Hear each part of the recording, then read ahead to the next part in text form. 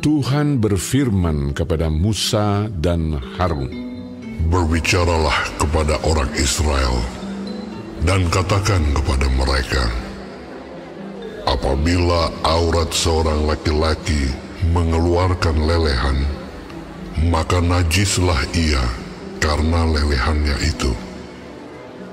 Beginilah kenajisannya berhubung dengan lelehannya itu.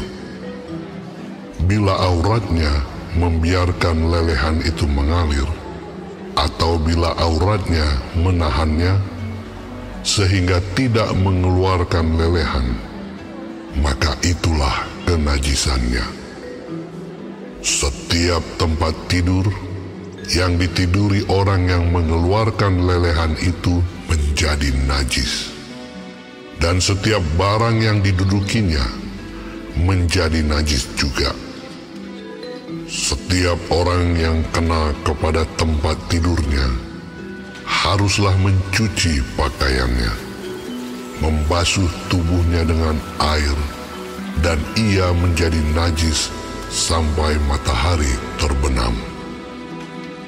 Siapa yang duduk di atas barang yang telah diduduki oleh orang yang demikian haruslah mencuci pakaiannya, membasuh tubuhnya dengan air, dan ia menjadi najis sampai matahari terbenam.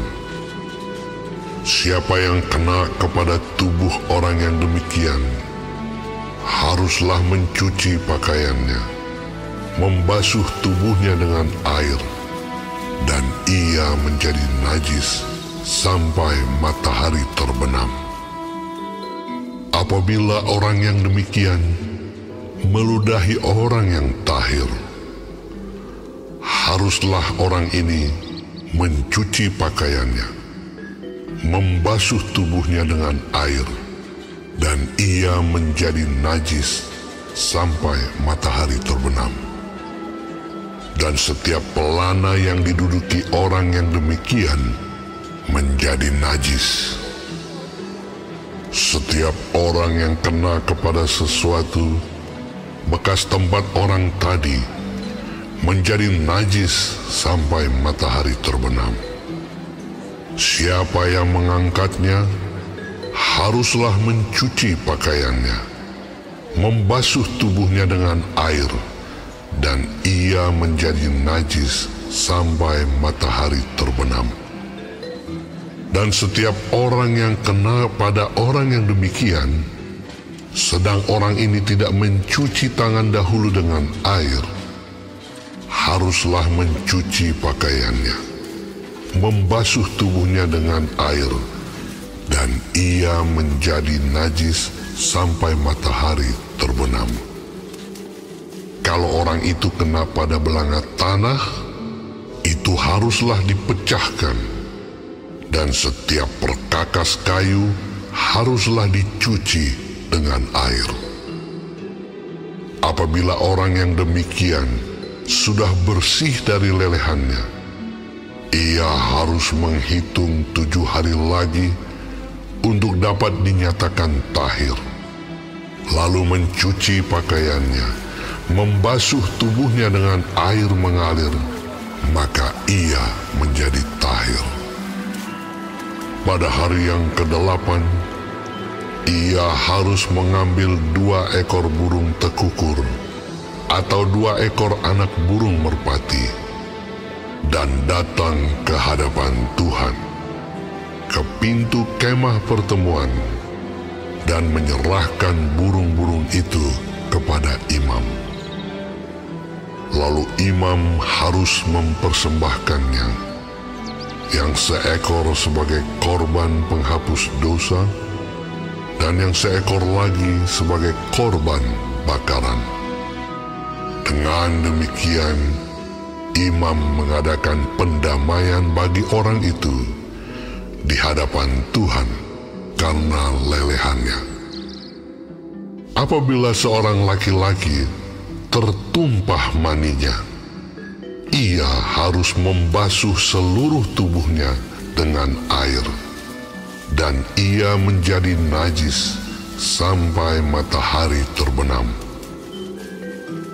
setiap pakaian dan setiap kulit yang kena tumpahan mani itu haruslah dicuci dengan air dan menjadi najis sampai matahari terbenam. Juga seorang perempuan, kalau seorang laki-laki tidur dengan dia dengan ada tumpahan mani, maka keduanya harus membasuh tubuhnya dengan air dan mereka menjadi najis sampai matahari terbenam. Apabila seorang perempuan mengeluarkan lelehan, dan lelehannya itu adalah darah dari auratnya, ia harus 7 hari lamanya dalam cemar kainnya, dan setiap orang yang kena kepadanya menjadi najis sampai matahari terbenam. Segala sesuatu yang ditidurinya selama ia cemar kain menjadi najis, dan segala sesuatu yang didudukinya menjadi najis juga. Setiap orang yang kena kepada tempat tidur perempuan itu haruslah mencuci pakaiannya, membasuh tubuhnya dengan air, dan ia menjadi najis sampai matahari terbenam. Setiap orang yang kena kepada sesuatu barang yang diduduki perempuan itu haruslah mencuci pakaiannya, membasuh diri dengan air, dan ia menjadi najis sampai matahari terbenam. Juga pada waktu ia kena kepada sesuatu yang ada di tempat tidur atau di atas barang yang diduduki perempuan itu, ia menjadi najis sampai matahari terbenam.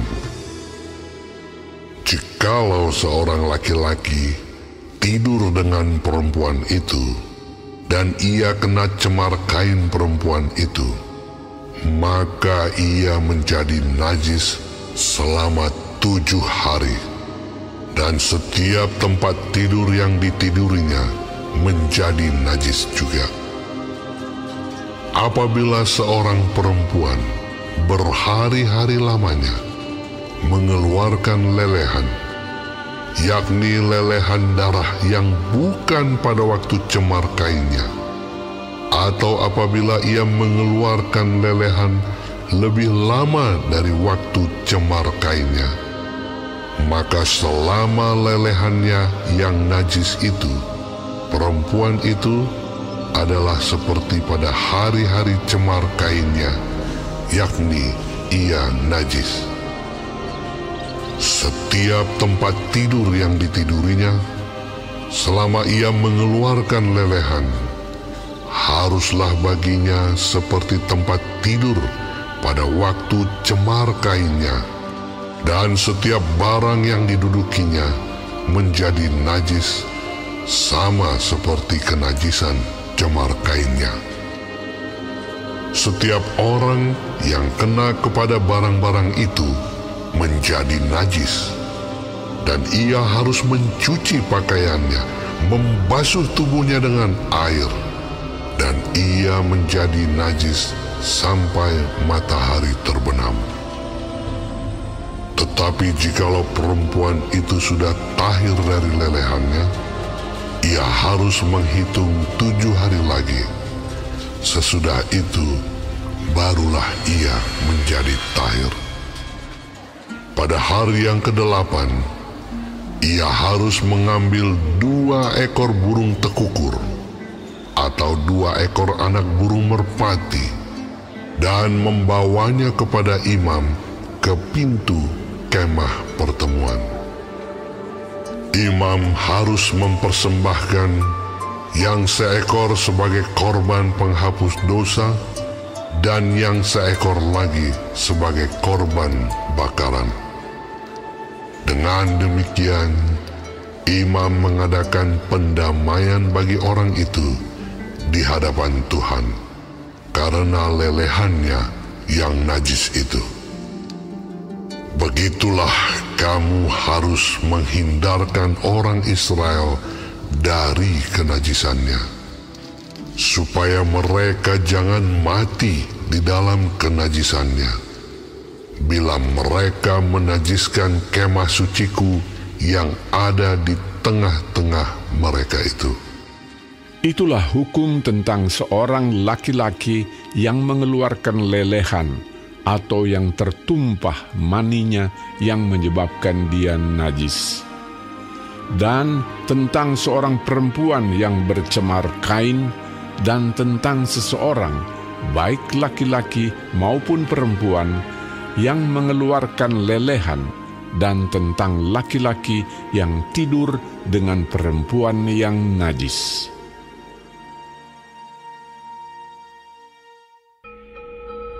Sesudah kedua anak Harun mati, yang terjadi pada waktu mereka mendekat ke hadapan Tuhan, berfirmanlah Tuhan kepada Musa.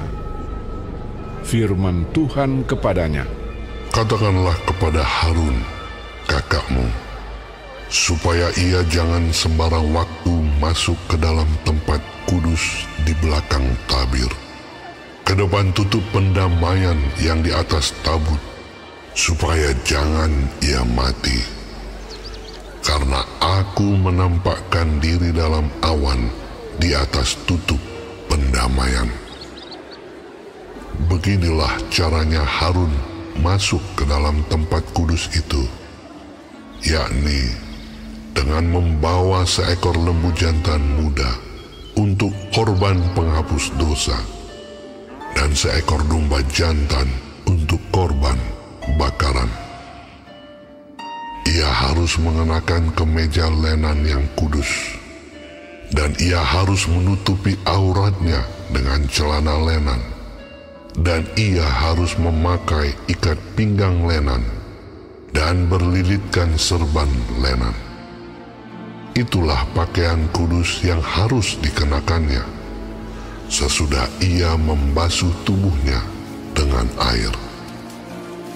Dari umat Israel, ia harus mengambil 2 ekor kambing jantan untuk korban penghapus dosa, dan seekor domba jantan untuk korban bakaran. Kemudian Harun harus mempersembahkan lembu jantan yang akan menjadi korban penghapus dosa baginya sendiri, dan dengan demikian mengadakan pendamaian baginya dan bagi keluarganya. Ia harus mengambil kedua ekor kambing jantan itu dan menempatkannya di hadapan Tuhan di depan pintu kemah pertemuan, dan harus membuang undi atas kedua kambing jantan itu, sebuah undi bagi Tuhan dan sebuah bagi Azazel. Lalu Harun harus mempersembahkan kambing jantan yang kena undi bagi Tuhan itu dan mengolahnya sebagai korban penghapus dosa. Tetapi kambing jantan yang kena undi bagi Azazel haruslah ditempatkan hidup-hidup di hadapan Tuhan untuk mengadakan pendamaian, lalu dilepaskan bagi Azazel ke padang gurun. Harun harus mempersembahkan lembu jantan yang akan menjadi korban penghapus dosa baginya sendiri, dan mengadakan pendamaian baginya dan bagi keluarganya. Ia harus menyembelih lembu jantan itu, dan ia harus mengambil perbaraan berisi penuh bara api dari atas mezbah yang di hadapan Tuhan, serta serangkup penuh ukupan dari wangi-wangian yang digiling sampai halus, lalu membawanya masuk ke belakang tabir. Kemudian ia harus meletakkan ukupan itu di atas api yang di hadapan Tuhan. sehingga asap ukupan itu menutupi tutup pendamaian yang di atas hukum Allah, supaya ia jangan mati.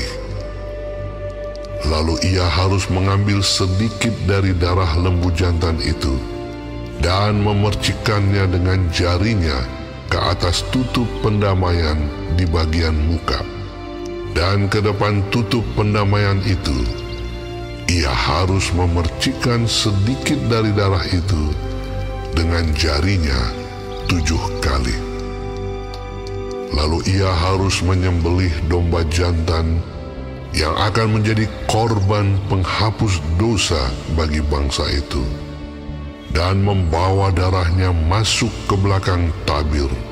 Kemudian haruslah diperbuatnya dengan darah itu seperti yang diperbuatnya dengan darah lembu jantan, yakni ia harus memercikkannya ke atas tutup pendamaian dan ke depan tutup pendamaian itu. Dengan demikian, ia mengadakan pendamaian bagi tempat kudus itu karena segala kenajisan orang Israel dan karena segala pelanggaran mereka, apapun juga dosa mereka. Demikianlah harus diperbuatnya dengan kemah pertemuan yang tetap diam di antara mereka di tengah-tengah segala kenajisan mereka. Seorang pun tidak boleh hadir di dalam kemah pertemuan bila Harun masuk untuk mengadakan pendamaian di tempat kudus, sampai ia keluar setelah mengadakan pendamaian baginya sendiri, bagi keluarganya, dan bagi seluruh jemaah orang Israel. Kemudian haruslah ia pergi keluar ke mezbah yang ada di hadapan Tuhan dan mengadakan pendamaian bagi mezbah itu. Ia harus mengambil sedikit dari darah lembu jantan dan dari darah domba jantan itu, dan membubuhnya pada tanduk-tanduk mezbah sekelilingnya. Kemudian ia harus memercikkan sedikit dari darah itu ke mezbah itu dengan jarinya 7 kali, dan mentahirkan serta menguduskannya dari segala kenajisan orang Israel. Setelah selesai mengadakan pendamaian bagi tempat kudus dan kemah pertemuan serta mezbah, ia harus mempersembahkan kambing jantan yang masih hidup itu.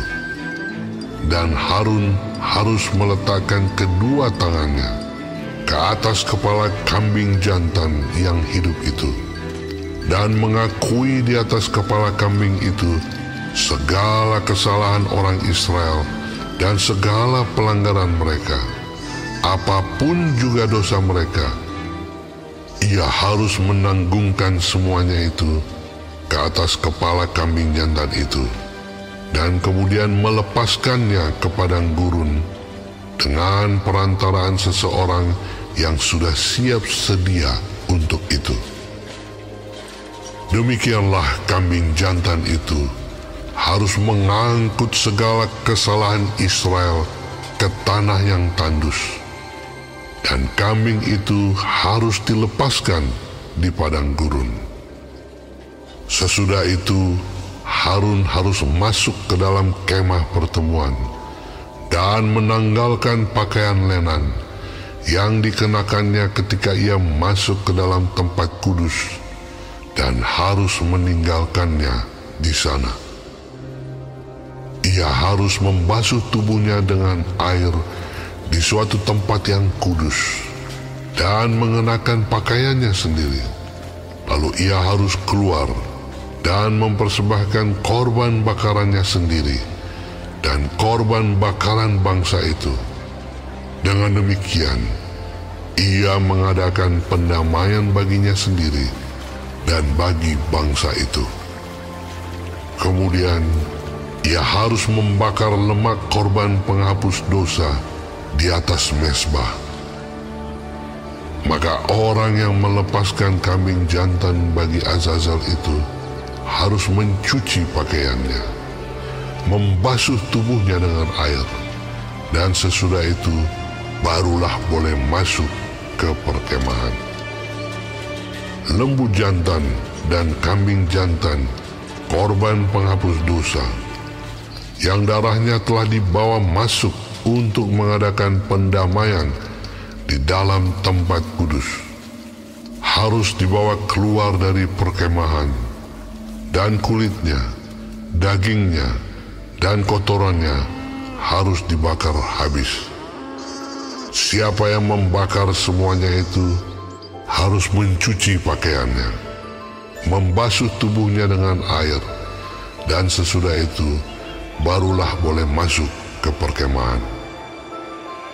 Inilah yang harus menjadi ketetapan untuk selama-lamanya bagi kamu, yakni pada bulan yang ke-7, pada tanggal 10 bulan itu, kamu harus merendahkan diri dengan berpuasa, dan janganlah kamu melakukan sesuatu pekerjaan, baik orang Israel asli maupun orang asing yang tinggal di tengah-tengahmu. Karena pada hari itu harus diadakan pendamaian bagimu untuk mentahirkan kamu. Kamu akan ditahirkan dari segala dosamu di hadapan Tuhan. Hari itu harus menjadi Sabat, hari perhentian penuh bagimu, dan kamu harus merendahkan diri dengan berpuasa. Itulah suatu ketetapan untuk selama-lamanya.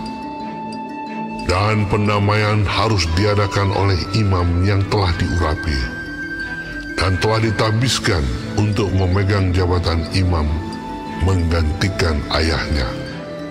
Ia harus mengenakan pakaian lenan, yakni pakaian kudus. Ia harus mengadakan pendamaian bagi tempat maha kudus, bagi kemah pertemuan dan bagi mesbah, juga bagi para imam dan bagi seluruh bangsa itu, yakni jemaah itu. Itulah yang harus menjadi ketetapan untuk selama-lamanya bagimu, supaya sekali setahun diadakan pendamaian bagi orang Israel karena segala dosa mereka. Maka Harun melakukan seperti yang diperintahkan Tuhan kepada Musa. Tuhan berfirman kepada Musa, "Berbicaralah kepada Harun dan kepada anak-anaknya dan kepada seluruh orang Israel, dan katakan kepada mereka, inilah firman yang diperintahkan Tuhan. Setiap orang dari kaum Israel yang menyembelih lembu atau domba atau kambing di dalam perkemahan atau di luarnya, tetapi tidak membawanya ke pintu kemah pertemuan untuk dipersembahkan sebagai persembahan kepada Tuhan di depan kemah suci Tuhan, hal itu harus dihitungkan kepada orang itu sebagai hutang darah, karena ia telah menumpahkan darah, dan orang itu haruslah dilenyapkan dari tengah-tengah bangsanya. Maksudnya, supaya orang Israel membawa korban sembelihan mereka yang biasa dipersembahkan mereka di padang kepada Tuhan ke pintu kemah pertemuan dengan menyerahkannya kepada imam untuk dipersembahkan kepada Tuhan sebagai korban keselamatan.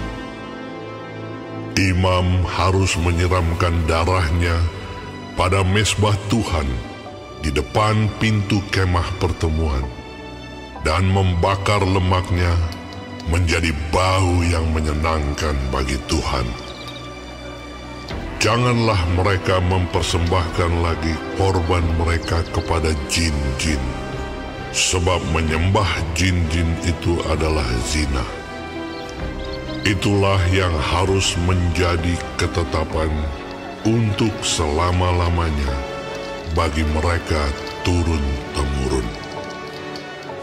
Dan haruslah kau katakan kepada mereka, setiap orang dari kaum Israel atau dari orang asing yang tinggal di tengah-tengah mereka, yang mempersembahkan korban bakaran atau korban sembelihan, tetapi tidak membawanya ke pintu kemah pertemuan, supaya dipersembahkan kepada Tuhan, maka orang itu haruslah dilenyapkan dari antara orang-orang sebangsanya. Setiap orang dari bangsa Israel dan dari orang asing yang tinggal di tengah-tengah mereka, yang makan darah apapun juga, aku sendiri akan menentang dia dan melenyapkan dia dari tengah-tengah bangsanya.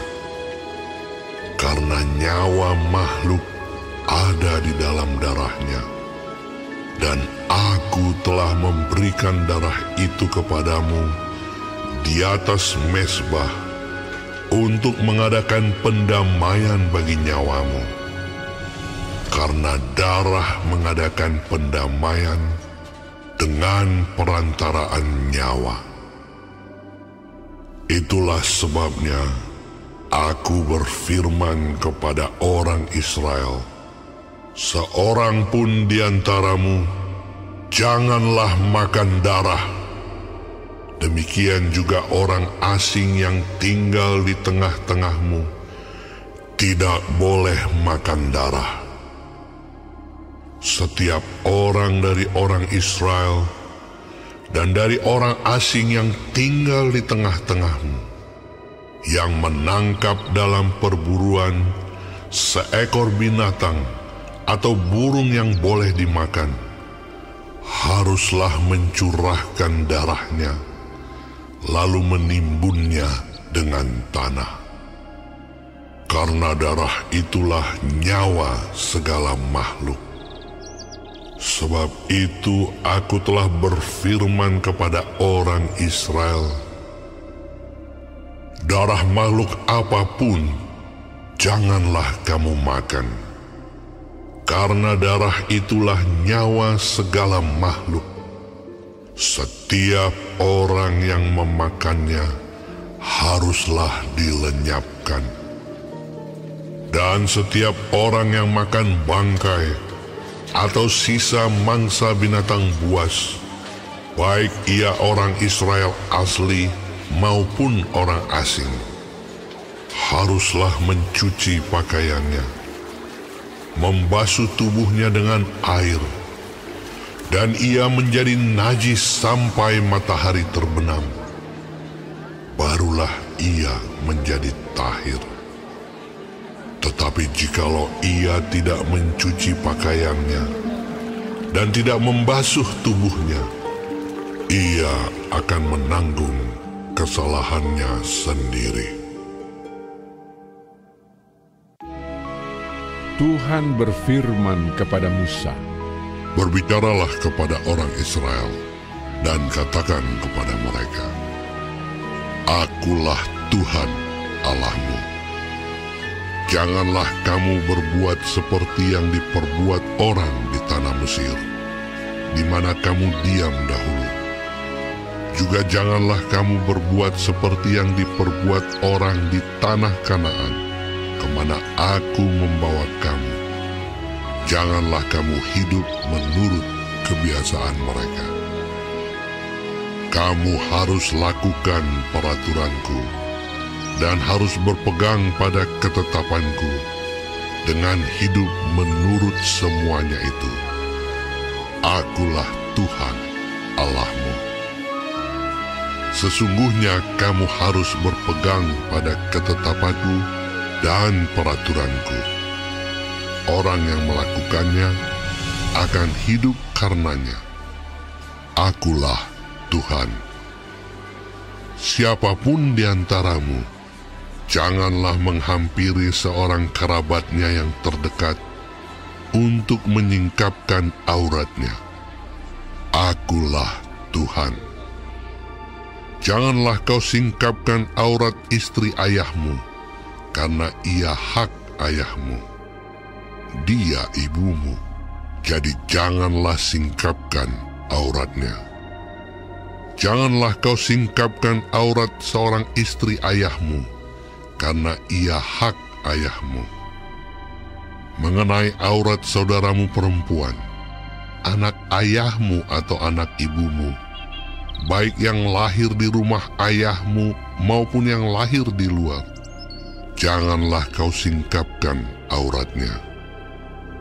Mengenai aurat anak perempuan dari anakmu laki-laki atau anakmu perempuan, janganlah kau singkapkan auratnya, karena dengan begitu engkau menodai keturunanmu. Mengenai aurat anak perempuan dari seorang istri ayahmu yang lahir pada ayahmu sendiri, janganlah kau singkapkan auratnya, karena ia saudaramu perempuan. Janganlah kau singkapkan aurat saudara perempuan ayahmu, karena ia kerabat ayahmu. Janganlah kau singkapkan aurat saudara perempuan ibumu, karena ia kerabat ibumu. Janganlah kau singkapkan aurat istri saudara laki-laki ayahmu. Janganlah kau hampiri istrinya, karena ia istri saudara ayahmu. Janganlah kau singkapkan aurat menantumu perempuan, karena ia istri anakmu laki-laki, maka janganlah kau singkapkan auratnya. Janganlah kau singkapkan aurat istri saudaramu laki-laki, karena itu hak saudaramu laki-laki. Janganlah kau singkapkan aurat seorang perempuan dan anaknya perempuan. Janganlah kau ambil anak perempuan dari anaknya laki-laki atau dari anaknya perempuan untuk menyingkapkan auratnya, karena mereka adalah kerabatmu. Itulah perbuatan mesum. Janganlah kau ambil seorang perempuan sebagai madu kakaknya untuk menyingkapkan auratnya di samping kakaknya selama kakaknya itu masih hidup. Janganlah kau hampiri seorang perempuan pada waktu cemar kainnya yang menajiskan untuk menyingkapkan auratnya. Dan janganlah engkau bersetubuh dengan istri sesamamu, sehingga engkau menjadi najis dengan dia. Janganlah kau serahkan seorang dari anak-anakmu untuk dipersembahkan kepada Molok, supaya jangan engkau melanggar kekudusan nama Allahmu. Akulah Tuhan. Janganlah engkau tidur dengan laki-laki secara orang bersetubuh dengan perempuan, karena itu suatu kekejian. Janganlah engkau berkelamin dengan binatang apapun, sehingga engkau menjadi najis dengan binatang itu. Seorang perempuan janganlah berdiri di depan seekor binatang untuk berkelamin, karena itu suatu perbuatan keji. Janganlah kamu menajiskan dirimu dengan semuanya itu, sebab dengan semuanya itu bangsa-bangsa yang akan kuhalaukan dari depanmu telah menjadi najis. Negeri itu telah menjadi najis, dan aku telah membalaskan kesalahannya kepadanya, sehingga negeri itu memuntahkan penduduknya. Tetapi kamu ini haruslah tetap berpegang pada ketetapanku dan peraturanku. Dan jangan melakukan sesuatu pun dari segala kekejian itu, baik orang Israel asli maupun orang asing yang tinggal di tengah-tengahmu. Karena segala kekejian itu telah dilakukan oleh penghuni negeri yang sebelum kamu, sehingga negeri itu sudah menjadi najis. Supaya kamu jangan dimuntahkan oleh negeri itu apabila kamu menajiskannya, seperti telah dimuntahkannya bangsa yang sebelum kamu. Karena setiap orang yang melakukan sesuatu pun dari segala kekejian itu, orang itu harus dilenyapkan dari tengah-tengah bangsanya. Dengan demikian, kamu harus tetap berpegang pada kewajibanmu terhadap aku. Dan jangan kamu melakukan sesuatu dari kebiasaan yang keji itu, yang dilakukan sebelum kamu. Dan janganlah kamu menajiskan dirimu dengan semuanya itu. Akulah Tuhan Allahmu.